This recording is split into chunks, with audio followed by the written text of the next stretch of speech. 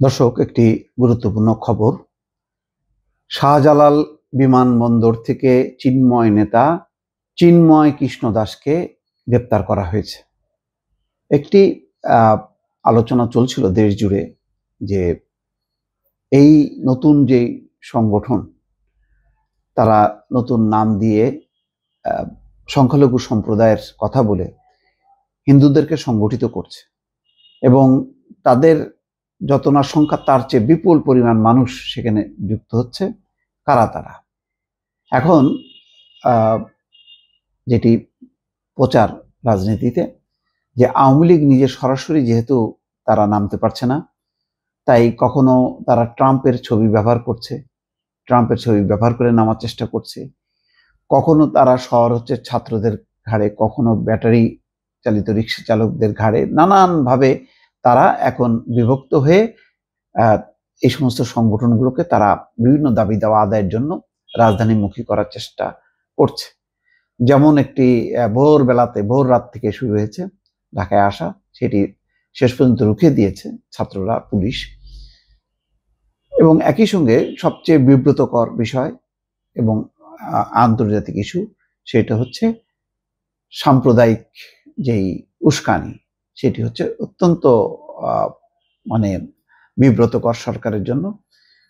কেননা বাংলাদেশের সংখ্যালঘুদের উপর অত্যাচার করা হচ্ছে, এই বিষয়টি এস্টাবলিশ করার জন্য ভারত খুবই মরিয়া এবং শেষ পর্যন্ত সেটা ট্রাম্পের দরজা পর্যন্ত পৌঁছেছে এবং ট্রাম্প নির্বাচনের আগে সেই উক্তিটি করেছে। এত কিছু যে হচ্ছে দাবি দেওয়ার নাম করে, হঠাৎ করে যে দাবিগুলো বহু পুরনো তারা বিভিন্ন সময় উচ্চারণ করছে, কিন্তু এখন তারা কেন মাঠে নামলো? এর কার্যকারণ খুঁজতে যে দেখা গেল যে এর পেছনে ইন্ধন আছে একটা নৈরাজ্য তৈরি করার, এবং সেটি সরকারের পক্ষ থেকেও এখন তারা টের পেয়েছে এবং তারা বলতে শুরু করেছে। দেখলাম মাহফুজ আলম উপদেষ্টা, তিনিও একটি বক্তব্য দিয়েছে যে উস্কানিমূলক নানা রকম কর্মকাণ্ড চলছে। ইসকন নেতা চিন্ময় কৃষ্ণ দাস বাড়তে বাড়তে এমন অবস্থা, চট্টগ্রামে সেনাবাহিনী এবং পুলিশের যৌথ বাহিনীর উপর হামলা পর্যন্ত চালিয়েছে। যাকে গ্রেপ্তার করা হয়েছিল, যেই বাংলাদেশি ব্যবসায়ী, তার উপর হামলা চালিয়েছিল, সে একটি ফেসবুক স্ট্যাটাস দিয়েছিল, তার উপর চড়াও হয়েছিল। তার বিচারের জন্যই পুলিশ এবং সেনাবাহিনী গ্রেপ্তার করছিল। সেখান থেকে তারা ছিনতাই করা বা তাকে ছিনিয়ে নেওয়ার চেষ্টা করছিল। তারপরে বাধা দেওয়ার কারণে সেনাবাহিনী এবং পুলিশের উপর তারা হামলা করে।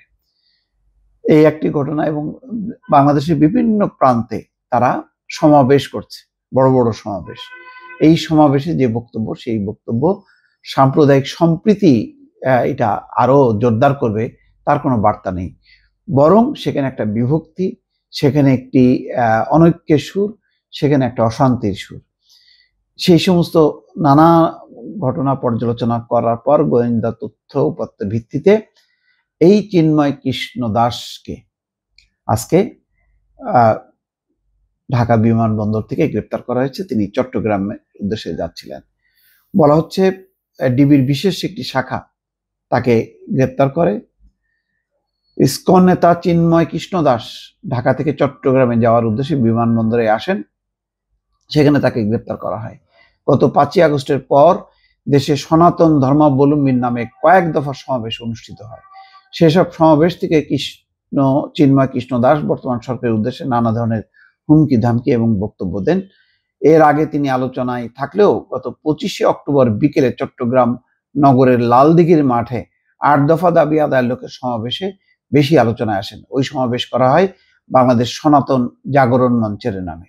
সমাবেশে চিন্ময় কৃষ্ণ দাসই বাংলাদেশের হিন্দুদের মন্দিরে হামলা, বাড়িঘরে লুটপাট, অগ্নিসংযোগ সহ নানা অভিযোগ করেন।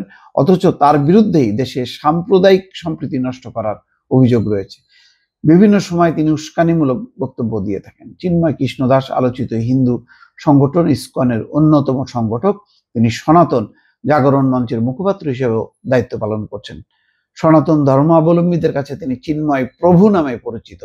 চিন্ময় কৃষ্ণ দাস ব্রহ্মচারী, বাংলাদেশ পুরাতন জাগরণ মঞ্চের মুখপাত্র ও পুণ্ডরিক ধামের অধ্যক্ষ।